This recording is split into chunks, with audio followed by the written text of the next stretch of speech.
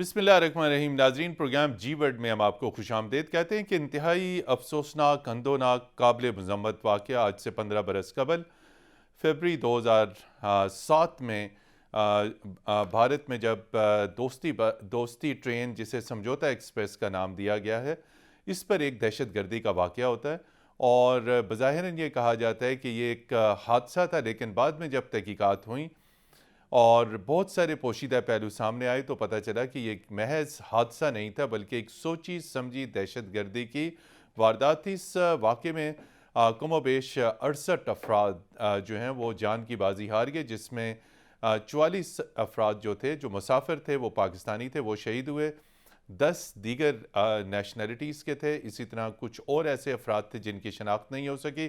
تمام تر شواہد کے باوجود بھارتی نیشنل انویسٹیگیشن ایجنسی کی تحقیقات کے باوجود، جس نے تمام تر چیزیں سامنے رکھ دیں، اس کے باوجود بھی آج بھی اس واقعے میں جاں بحق ہونے والوں کے لواحقین انصاف کے منتظر ہیں، لیکن بھارت کے ہٹ درمی کے اوپر مبنی اس کی پالیسیاں کسی بھی اعتبار سے اس نے اس واقعے کے اوپر پاکستان سے تعاون نہیں کیا۔ پاکستان نے بار بار مطالبہ کیا کہ سمجھوتا ایکسپریس کے حوالے سے تحقیقات پاکستان کے ساتھ شیئر کی جائیں، پاکستانی ٹیمز کو بھارت جانے کی اجازت دی جائے۔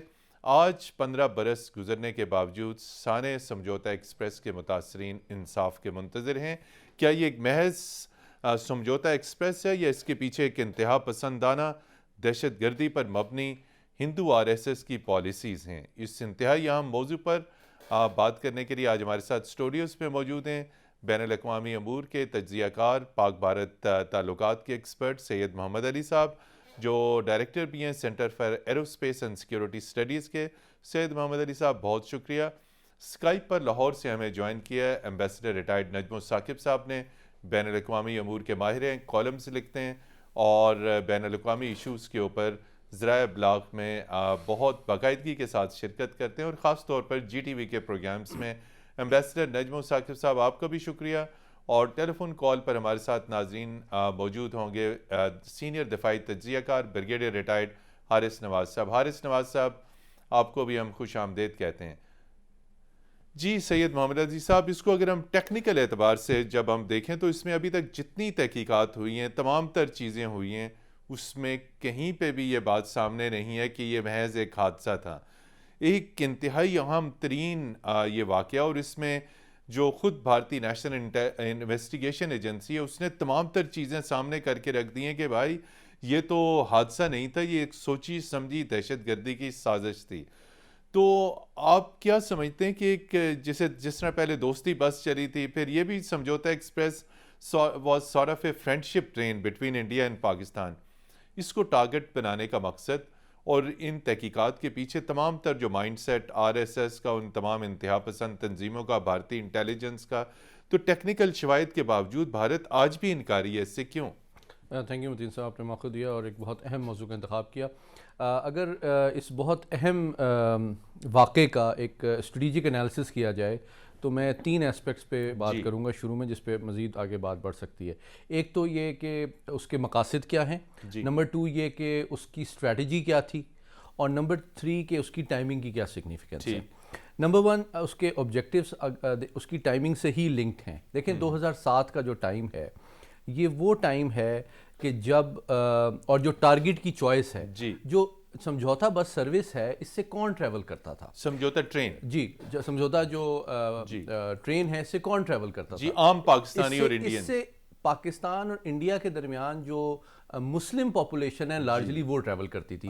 جو بھارت میں مسلمان مقیم ہیں، جی جن کے کچھ عزیز و اقربا پاکستان میں ہیں اور وائس ورثہ، تو ٹارگٹ جو ہے وہ سمبل ہے، وہ کڑی ہے جو کہ بھارتی مسلمانوں اور پاکستانی کو آپس میں جوڑتی تھی۔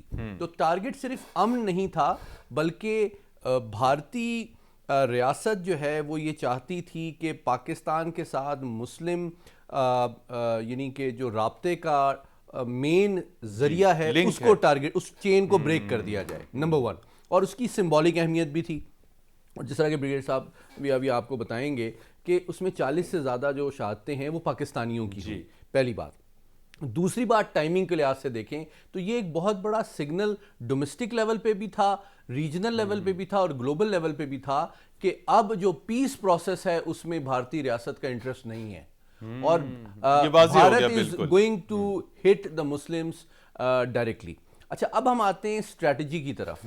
تو دیکھیں اس کی 6 پرونگز ہیں, میں کوئکلی آپ سے صرف آئیڈینٹیفائی کر دیتا ہوں, اور آپ کو جو بھارت کی اسٹریٹجی ہے اس 6 کی 6 جو ڈائمنشنز ہیں پاکستان کے خلاف ہائبرڈ وارفیئر کا, یہ نقطۂ آغاز ہے. اس میں ایک آئیڈیولوجیکل کانٹیکسٹ ہے کیونکہ آر ایس ایس کا یہ پس پردہ ہے, اس کی سوچ اور نظریہ ہے.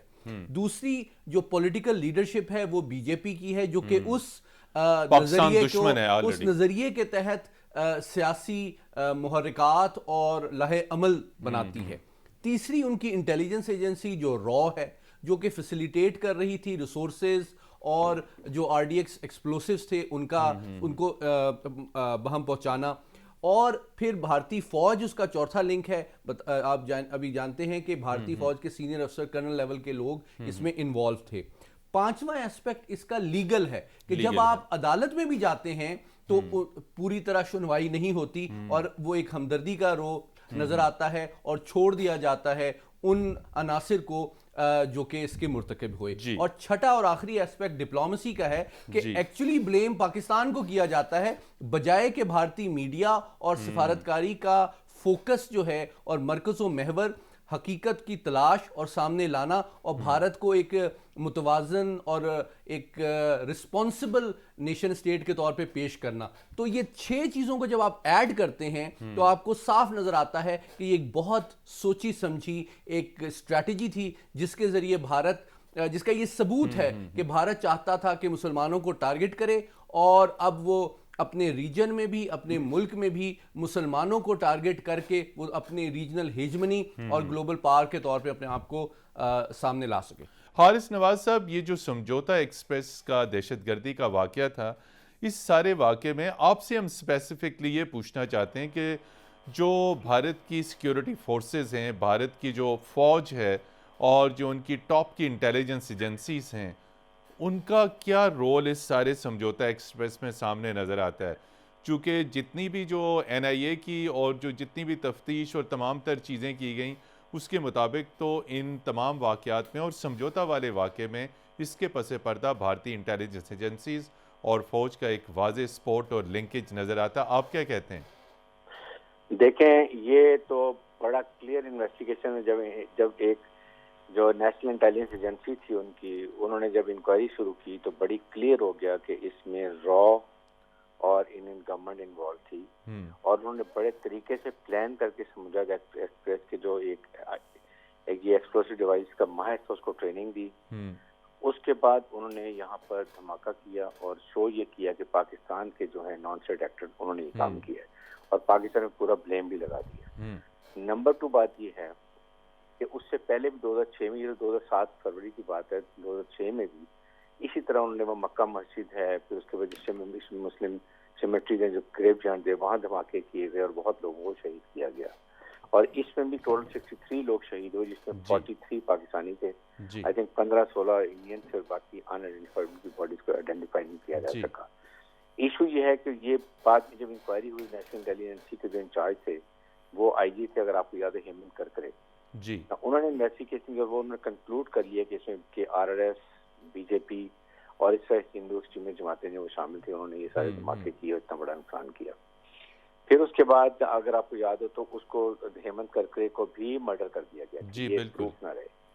اور پھر یہ جب کیا کورٹ میں کیس کیا تو وہاں سب نے ایکسیپٹ کر لیا, اور اس کے بعد لیکن وہاں بھی 4 لوگوں کو یہ پچھلے سال جب جو گورنمنٹ آئی تو انہوں نے اس کو ایکوٹ کر دیے, 4 کو, انکلوڈنگ کرنل حمید تھے جو اس میں انچارج تھے یہ ساری تو مجھے اکثر پلان کیا دھماکہ, یہ اس کو بھی چھوڑ دیا.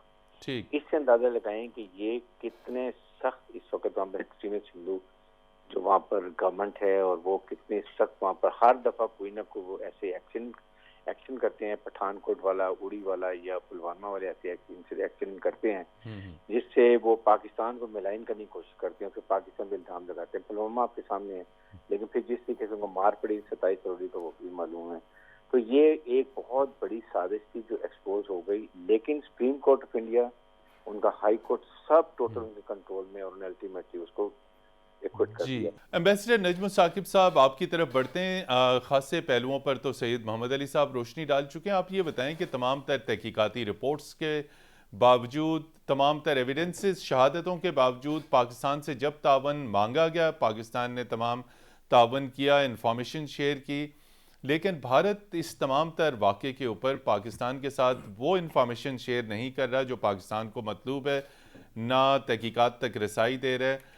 دوسرا پہلو اس میں یہ آتا ہے کہ تمام تر شہادتوں کے باوجود جو مرکزی ملزمان ہیں وہ پے در پے عدالتوں سے بری ہوئے جا رہے ہیں، اور جو ایک سنیل جوشی تھے جو اس کے ایک اور کو ماسٹر مائنڈ تھے، جب یہ پتہ چلا کہ ان کو تحقیقات میں شامل کیا جائے گا تو ان کو بھی تحت دیگ کر دیا گیا۔ تو آپ کیا سمجھتے ہیں سمجھوتا ایکسپریس کے پیچھے اتنے سربستہ راز، اتنی اس میں پراسراریت، تو آخر یہ بھارت کا یہ رویہ ایسے کیوں ہے سمجھوتا ایکسپریس کے اوپر؟ جی مدین صاحب، بہت بہت شکریہ، آپ کا شکریہ، جی ٹی وی کا شکریہ۔ مجھے یاد پڑتا ہے کہ پچھلے برس بھی انہی دنوں میں ہم لوگوں نے 14 برس کا نوحہ جو ہے وہ پیش کیا تھا اپنے یعنی جی ٹی وی کے سامنے، اور ہم نے یہ نوحہ ایک سال بعد پھر سے دیکھیے 15 برس ہو گئے ہیں اس واقعے کو، اور ابھی تک کوئی کسی قسم کی سنوائی نہیں ہوئی۔ آپ تو بات کر رہے ہیں نا جی پاکستان سے انفارمیشن شیئر کرنے کی، مجھے تو سب سے پہلے ان یعنی 43 فیملیز کا رونا ہے، ان کو دیکھنا ہے کہ ان کے جو پیارے تھے وہ اس یعنی ٹرین میں، سمجھوتا ایکسپریس کی اس بلاسٹ میں، یہ جو آئی اے ڈی کا سارا بلاسٹ تھا جس کے بارے میں این آئی ایس نے پوری تحقیق کی ہے، مجھے تو سب سے پہلے ان کا ہے کہ یار یہ وہ کہاں سے انصاف مانگے۔ تو یہ تو سب سے بنیادی پہلو ہے کہ ہندوستان نے نہ صرف پاکستان کو، پوری دنیا کو، بلکہ ان تمام لوگوں کو جو انسانی حقوق کسی بھی حوالے سے اس کو وہ امپورٹنٹ سمجھتے ہیں، ان کو بتایا کہ آپ نے جو کرنا ہے کر لیں، ہم نے جو کرنا ہے وہ کریں گے۔ تو یہ ہے نمبر 1۔ نمبر 2 یہ ہے کہ اس میں ہم سے وہ کیا شیئر کریں گے، اس سمجھوتا ایکسپریس کے واقعے پہ ہم سے کیا سمجھوتا کریں گے وہ۔ انہوں نے تو یکے بعد دیگرے اس طرح کے واقعات پیش کر کے کبھی کو ابھی نند آ جاتا ہے، آنند آ جاتا ہے، کبھی کوئی یعنی اس طرح کے واقعات ہوتے رہتے ہیں۔ ہم لوگوں کو یہ کرنے کی ضرورت نہیں، کیونکہ ان کی اپنی این آئی ایس نے یہ انویسٹیگیشن کی ہے، اور آپ نے جو چند نام لیے اس میں امیر چوہان ہے، کمال چوہان ہے، رجندر چودھری ہے کوئی، اور یہ لوکیش شرما ہے، اور وہ یہ کہتے ہیں جی کہ یہ ہم بم کا بدلہ بم دے رہے ہیں۔ یہ ایک پالیسی ان کے سامنے آئی، بم کا بدلہ بم سے لیں گے، بالکل بم کا بدلہ بم۔ اب یہ ہے کہ یہ بم کا بدلہ بم میں سے جو دوسرا بم ہے اس کو تو وہ تسلیم کر رہے ہیں کہ یہ بم ہم نے پھاڑا، یہ آئی اے ڈی جو ہے یہ ہم نے کیا۔ اب مجھے یہ بتائیے کہ آپ کی اپنی انویسٹیگیشن جو ایجنسی ہے وہ بتا رہی ہے یہ کہ جی کوئی سوامی نام کا تھا، اسیم سوامی، وہ بنیادی طور پہ، اور جو انویسٹیگیشن کرتے ہیں ان کو آپ نکال دیتے ہیں۔ یہ تو بالی ووڈ کی ایک مووی ہے جس میں صاف صاف نظر آ رہا ہے کہ کس نے دھماکہ کیا، کیسے انویسٹیگیشن ہوئی، جو نتیجے پہ پہنچے کہ جی ان لوگوں نے کیا، ان کو بیچ میں سے رستے میں سے ہٹا دیا گیا۔ اور بات وہیں پہ آتی ہے کہ جو اسٹیٹ ٹیررزم، مدین صاحب، جو اسٹیٹ ٹیررزم ہے یعنی انڈیا کا، جس کی کہ ہمیں بڑی جگہوں پہ مثالیں ملتی ہیں، خاص طور پہ جموں اور کشمیر میں، یہ اس پوری کڑی کی ایک یعنی ایک حصہ ہے جو کہ سید محمد علی صاحب نے بڑی اچھی طرح سے اسٹریٹجائز کر کے بتایا کہ جی یہ ان کے اسٹریٹجی کے پہلو ہیں۔ مجھے یہ ہے کہ اس وقت صورتحال جو ہے پاکستان ہندوستان کی 15 برس بعد اگر آپ صرف اتنا سا بھی نہیں کر سکتے کہ شیئر کر لیں، تو آپ اس کا مطلب ہے چاہتے ہی نہیں ہے کہ تعلقات ٹھیک ہوں، اور آپ کا مقصد صرف یہی ہے کہ وہ جو آپ کا ایک ہے نا سو کالڈ اکھنڈ بھارت کا آپ کا کانسیپٹ کہ صرف سنجیاں ہو جن گلیاں تے وچ رانجھا۔ بالکل، یہ پاک بھارت تعلقات پہ ہم آخری سیگمنٹ میں بات کریں گے۔ یہاں پر لیتے ہیں ایک بریک کے بعد آپ کی خدمت میں پھر حاضر ہوں گے۔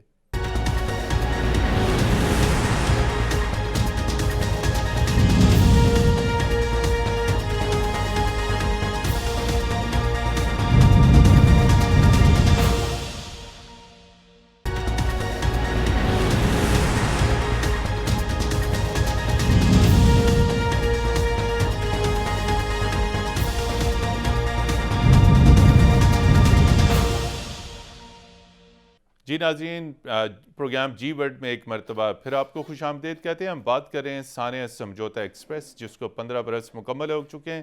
سید محمد علی صاحب، یہ تمام تر ہندوستان کے اندر جو واقعات ہیں، خاص طور پر یہ جو اس وقت بی جے پی کا دوسرا ٹینیور چل رہا ہے، اور ہم یہ دیکھتے ہیں گزشتہ کم و بیش 6 برس میں کہ بھارت پورے میں جتنی بھی دہشت گردی کی کارروائیاں ہو رہی ہیں، جتنے بڑے بڑے فالس فلیگ آپریشن کیے گئے، ہر چیز میں یا تو پاکستان کو مورد الزام ٹھہرایا جاتا ہے اور الٹیمیٹ ٹارگٹ انڈین مسلمز ہوتے ہیں۔ تو یہ جو آر ایس ایس کا ایجنڈا ہے ہندوستان کے اندر، یہ تو بہت خطرناک ہے، پورے خطے کے لیے خطرناک ہے۔ اس کے ساتھ بھارتی سینا یعنی بھارت کی فوج ہے، ان کی انٹیلیجنس ایجنسیز ہیں، اور اوپر ان کی پولیٹیکل لیڈرشپ ہے۔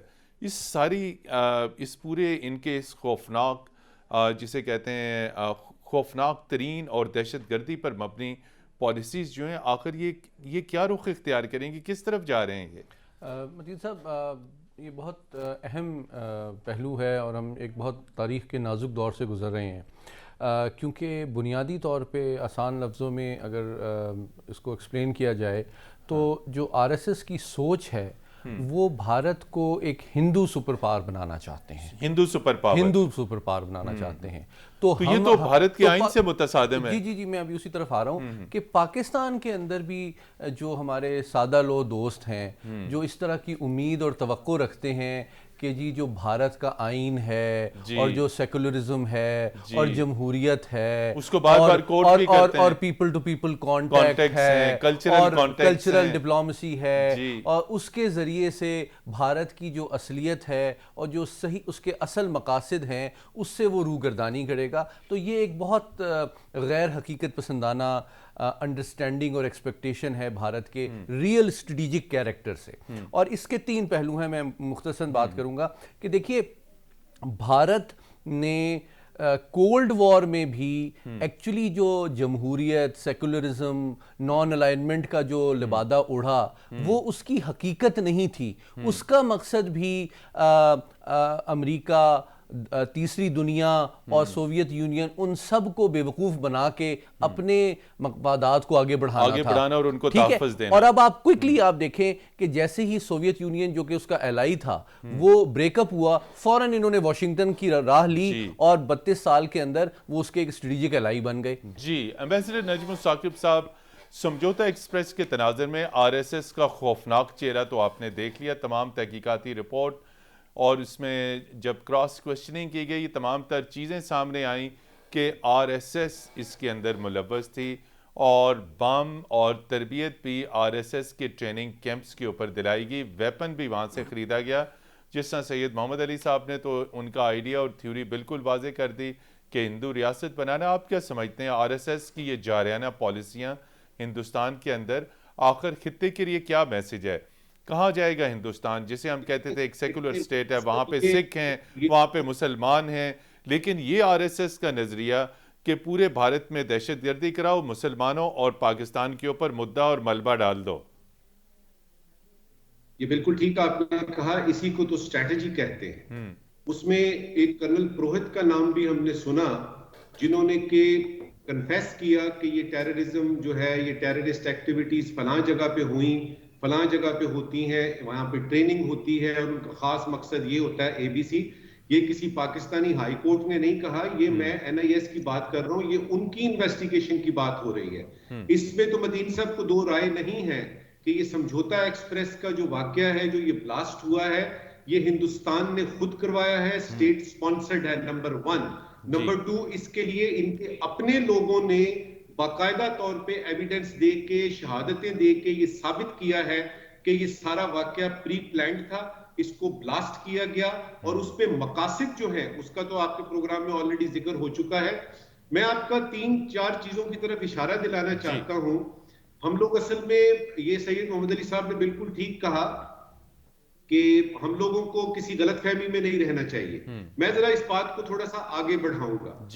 ہم نے اپنی اسٹریٹجیز بھی بنانی ہے۔ دیکھیے، یہ طے ہو چکا کہ ہندوستان میں جب تک نریندر مودی نام کا آدمی ہے جو کہ پرائم منسٹر ہے، یہ آر ایس ایس ہے، یہ ہندوتوا ہے، تو علاقے میں، خطے میں، پاکستان تو بہت دور میں آتا ہے، علاقے میں کسی قسم کے امن کی بات نہیں ہو سکتی، اور جب ہم بات کرتے ہیں یعنی انڈیا کے اندر کی، تو اس میں یاد رہے کہ صرف مسلمان ٹارگٹ نہیں ہیں، اس میں آپ کے دلتس ہیں جو ٹارگٹ ہیں، اس میں آپ کی سول سوسائٹی ہے جو ٹارگٹ ہے، اس میں آپ کی تمام جو اقلیتیں سکھوں سمیت تمام اقلیتیں آتی ہیں، بلکہ یوں سمجھیے کہ ٹارگٹ جو ہے بی جے پی کا اور ہندوتوا پالیسی کا اور آر ایس ایس کا وہ یہ ہے کہ ہندو کے علاوہ کوئی کسی قسم کی کاسٹ کریڈ اگر انڈیا میں ہے تو اس کو یہاں سے چلے جانا چاہیے۔ بالکل بریگیڈیئر حارث نواز صاحب، آپ اس حوالے سے بتائیے کہ جس طریقے سے یہ آر ایس ایس کی بڑھتی ہوئی انتہا پسندی ہے، یہ خطے کے امن کے لیے مستقبل میں یہ کس رخ پہ یہ ان کی انتہا پسندانہ پالیسیاں جائیں گی؟ خطے کا امن جو ہے وہ اس وقت عدم توازن کا شکار ہے، آپ کیا سمجھتے ہیں؟ دیکھیں، جو آر ایل ایس کے جو چاروں کا ایک ٹولہ خطرناک قسم کا انڈیا کی حکومت میں ہے، جس میں نریندر مودی ہے، امیت شاہ ہے، راجناتھ سنگھ ہے، ریجوال ہے، یہ ان کی ویژن یہ ہے کہ یہ ایک اکھنڈ بھارت ہندو اسٹیٹ ہونی چاہیے اور اس میں صرف ہندوؤں کو رہنے کی جگہ ہے، کیونکہ ان میں کمپلیکس اس لیے کہ انہوں نے کبھی حکومت نہیں کی ہے۔ اب 1947 آنورڈ ان کو حکومت ملی ہے تو یہ چاہتے ہیں کہ اب وہ سیکولر اسٹیٹ ختم کریں، اس کو نیشنلسٹ ہندو حکومت بنائیں اور تمام منارٹیز کو فارغ کر دیں۔ اور یہ اتنا بڑا خطرناک کھیل کر رہا ہے کہ اس کی وجہ سے اگر وہ سوویت یونین کی 15 ریاستوں میں ڈیوائڈ ہو سکتا تو انڈیا کی تو فوج بھی کمزور ہے، اتنی ریاستوں میں ان کی انسفلیٹ موومنٹ چل رہی ہیں، ناگا ہے، میزو ہے، آسام ہے، اور انسفلیٹ موومنٹ ہیں، پھر اس کے بعد سکھ ہیں، مسلمان ہیں، دلت، ہر ایک ان کے خلاف ہو رہا ہے۔ تو یہ الٹیمیٹلی آئی فیل کہ یہ انڈیا کے چھوٹے حصے ہو جائیں گے اور یہ سب سے بڑا ہاتھ اس میں یہ چاروں میں ٹولا ہوگا۔ یہ ان کی آئیڈیالوجی ہے جس کے اوپر یہ ورک کر رہے ہیں، اور یہ نازی سے انہوں نے لے کر آئے ہیں اور اب وہ انڈیا میں لانا چاہتے ہیں، لیکن یہاں پر بھی فوج اتنی انٹرینڈ ہے کہ یہ نہیں کر سکیں گے اور انڈیا کی جو ہے یہ اسٹیٹ چلی جائے گی، انڈیا کو ایک بڑا ملک ہے یہ کھپ جائے گا۔ جی ناظرین، سمجھوتہ ایکسپریس سانے کے 15 برس مکمل ہونے پہ گفتگو کا یہ سلسلہ جاری رہے گا اور ہمارے ساتھ رہے گا۔ یہاں پر لیتے ہیں ایک بریک کے بعد آپ کی خدمت میں پھر حاضر ہوں گے۔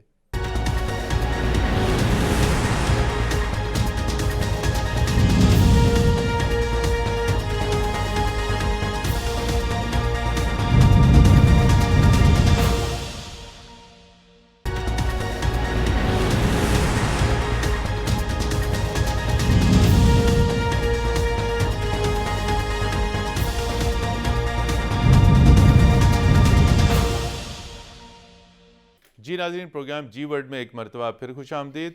بریگیڈیئر ریٹائرڈ حارث نواز صاحب، ان تمام تر حالات و واقعات جو آر ایس ایس کی چیزیں، ان کی پالیسیز، ان ہندتوا پالیسیز، بھارتی انتہا پسند پالیسیز، ان تمام تر حالات و واقعات کے تناظر میں پاک بھارت تعلقات کا مستقبل کیا دیکھتے ہیں؟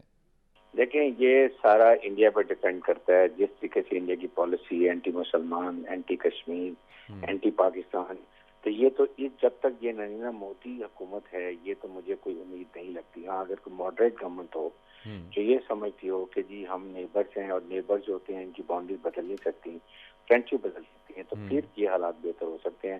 اور اس کے ذریعے کہ امریکہ کو بھی رول پلے کرنا پڑے گا کہ وہ بھی ان کو سمجھائیں کہ بجائے اس کے کہ آپ پاکستان سے ہاتھ کو دشمن کرو، اپنے ہیزبان ڈیزائن کرو، آپ یہ ختم کرو اور ایک ملک کو انڈرسٹینڈنگ کرو، کشمیر کا مسئلہ حل کرو، 370 کو واپس کرو، اور پھر پاکستان ہر وقت تیار ہے۔ پاکستان تو ہر وقت پیس کا میسج دے رہا ہے۔ پرائم منسٹر نے ٹیک اوور کر کے بھی کہا کہ آپ ایک اسٹیپ لیں، ہم 2 اسٹیپ لیں گے۔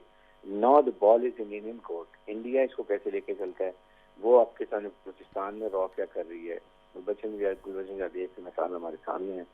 یہ چیزیں انڈیا کلیئر نظر آئیں کہ وہ دوستی کا ہاتھ بڑھا رہا ہے اور کشمیر میں ظلم بند کر پھر پاکستان اور انڈیا کے حالات بہتر ہونے کی امید ہو سکتی ہے۔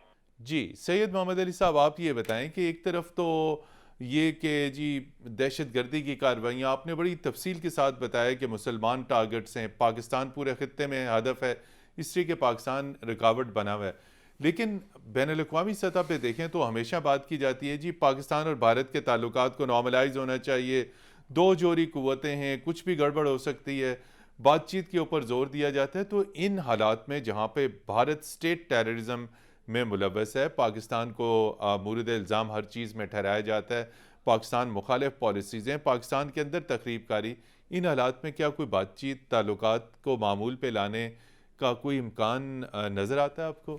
دیکھیے اس میں تین چیزیں ہیں جس کو آپ نے بیلنس کرنا ہے. جی. ایک تو میں دیکھ رہا ہوں کہ جو کچھ ریسنٹ ٹرینڈز پچھلے ایک سال سے دیکھنے میں آئے ہیں اس میں کچھ کانٹرڈکشنز ہیں. جی. آپ نے سنا ہوگا کہ ایک بڑے مشہور ہمارے اور امپورٹنٹ بینکر ہیں میاں منشا, انہوں نے ایک پریس کانفرنس کی کچھ عرصہ پہلے جنہوں نے تجارتی رواسم کی بحالی کے حوالے سے بات کی, چونکہ ان کی تجارت ہے ہندوستان میں بہت. بالکل.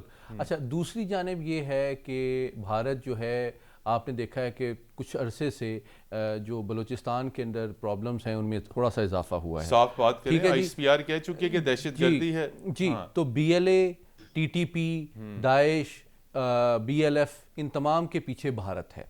اور تیسرا پہلو یہ ہے کہ دونوں ایٹمی طاقتیں ہیں, تو جنگ ایک آپشن پالیسی کے لیول پہ دونوں کے لیے نہیں ہے, آپشن نہیں ہے وار. لیکن چونکہ ان تمام اس انوائرمنٹ میں جو آج ہم نے گفتگو کی ہے, جو بنیادی ڈیسٹیبلائزنگ فیکٹر ہے وہ دو ہیں. ایک بھارت کی انتہا پسندانہ سوچ اور اس کی علاقے کے اوپر ہیجمنی اچیو کرنے کی خواہش.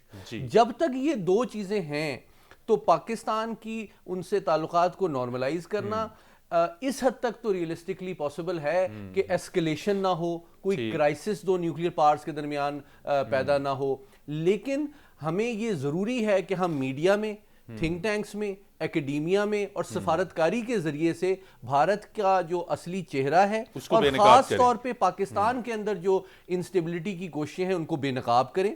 لیکن یہ امید رکھنا کہ کل کو سب کچھ ٹھیک ہو جائے گا, تمام مسائل ریزالو ہو جائیں گے, یہ فار دا ٹائم بینگ جب تک کہ موجودہ سوچ اور خواہش بھارت کے اوپر براجمان ہے یہ نہیں غیر حقیقت. بالکل ہے امبیسڈر نجم ثاقب صاحب, یہ سوچ جب تک بھارت کے اوپر رہے گی کہ ہم نے خطے میں بالادستی حاصل کرنی ہے, پاکستان کو کاؤنٹر کرنا ہے, ان حالات میں تجارتی روابط, پیپل ٹو پیپل کانٹیکٹ, معمول کے سفارتی روابط, کیا پاکستان بھارت تعلقات معمول پر آ سکتے ہیں ایک ایسے وقت میں جب بھارت کی یہ دہشت گردی اور تخریب کاری پہ مبنی انتہا پسندانہ پالیسیز ہوں؟ میرے خیال میں تو یہ سوچنا ابھی بہت زیادہ یعنی ایک خواب کی سی کیفیت ہوگی کہ اگر آپ یہ سوچیں کہ ہندوستان جو ہے خاص طور پہ نریندر مودی صاحب کی بی جے پی گورنمنٹ کے دوران کوئی ایسا قدم اٹھائے گا جس سے مصالحت کی گنجائش نکلے, جس سے امن کی بات ہو, جس سے جو صحیح مسائل ہیں ان کی طرف گفتگو ہو سکے. ایک زمانہ تھا جو فارن سیکرٹری لیول ٹاکس ہوتی تھی, فارن منسٹرز بھی ملتے تھے کسی یونائٹڈ نیشنز کے کسی کانفرنس کے مارجنز میں ملاقات ہو جاتی تھی.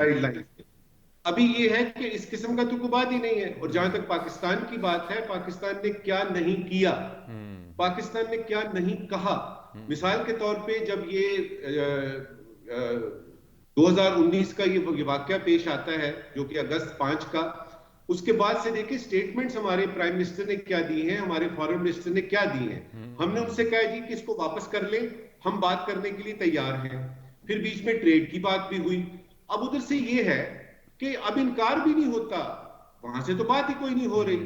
اس کا مطلب کیا ہے؟ اس کا مطلب یہ ہے کہ ہندوستان جو اس وقت کا انڈیا ہے مدین صاحب, وہ یہ اصولی طور پہ, تصویراتی طور پہ, اسٹریٹیجیکلی, پولیٹیکلی, سفارتی طور پہ یہ طے کر چکا ہے کہ پاکستان کے ساتھ کسی قسم کا کوئی تعلق نہیں رکھنا, فل سٹاپ. نمبر 1. نمبر 2 کہ اگر پاکستان جو کوئی بھی بات کرے گا, جو کوئی بھی بات کرے گا, کوئی پرپوزل آئے گا, اس کا ہمیں جواب ہی نہیں دینا. آپ کو یاد ہوگا آپ کے پروگرام میں ہم نے وہ تمام قسم کے ڈوزیئرز کی بات کی جو کہ آئی ایس پی آر اور فارن منسٹر نے پیش کیے. کیا اس کا جواب آیا؟ نہیں. ہم نے جو کچھ بھی تھا دنیا کے سامنے پیش کیا. ہم نے اپنے آپ کو کلیریفائی کیا کہ ہم تیار ہیں امن کے لیے. اس طرف سے بالکل خاموشی ہے. تو اس کا مطلب یہ ہوا کہ وہ بالکل نہیں چاہتے کہ آپ کے ساتھ کسی قسم کا بھی تعلق رکھے. اور اس کی وجہ یہ ہے کہ ان کو اپنی طاقت پہ, اپنی ہیجمنی پہ, جو ان پہ گھمنڈ ہے, ان کو گھمنڈ ہے. اور اس میں ہم نے کیا کرنا ہے, ہمارے پاس ڈائریکٹ تو کوئی مدین صاحب رستہ ہے نہیں رہا, کوئی بچا ہی نہیں ہے. ہم اس کے علاوہ تو کیا کریں, بھیک مانگیں کہ ہم سے بات کرو. ہمارے لیے یہ راستہ ہے کہ ہم انٹرنیشنل کمیونٹی کو اور خاص طور پہ امریکہ, روس اور چین کو, ان کو ہم یہ باور کرائیں کہ اس کو انڈیا کو سمجھایا جائے.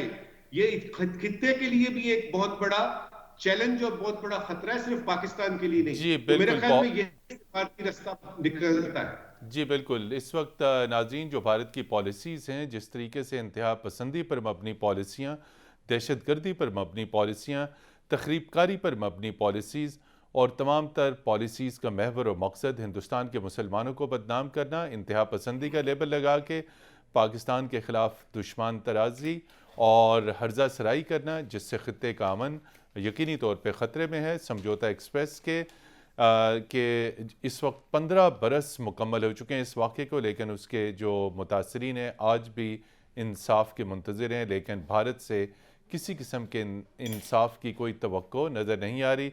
सैयद मोहम्मद अली साहब, आप, एम्बेसडर नजम साकिब साहब और ब्रिगेडियर रिटायर्ड हारिस नवाज साहब, आप तीनों हज़रात का बहुत शुक्रिया। प्रोग्राम जी वर्ड की टीम को अगले इतवार तक के लिए इजाज़त दीजिए। खुदा हाफिज़।